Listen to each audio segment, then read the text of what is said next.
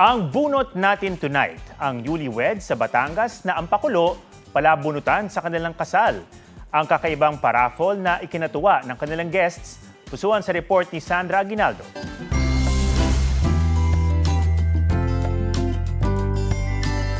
Sa wedding vow ang pangako, pipiliin ka sa araw-araw.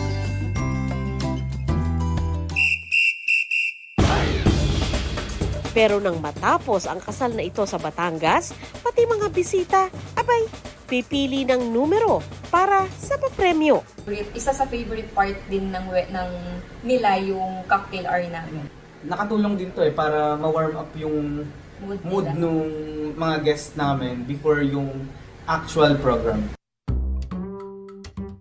Malutong na chichirya ba?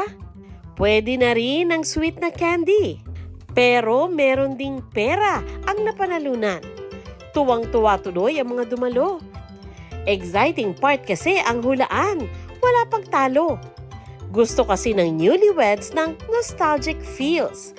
Kaya ang mga palabunutan na nooy nakikita sa tindahan o sa peryahan, dinala sa reception para maging libangan.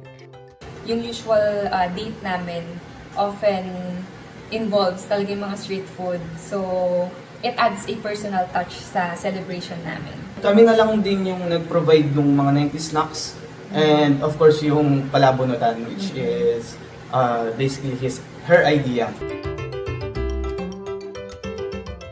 At syempre, ipadama ang feeling ng manalo. Tulad nila, panalo na raw sa isa't isa.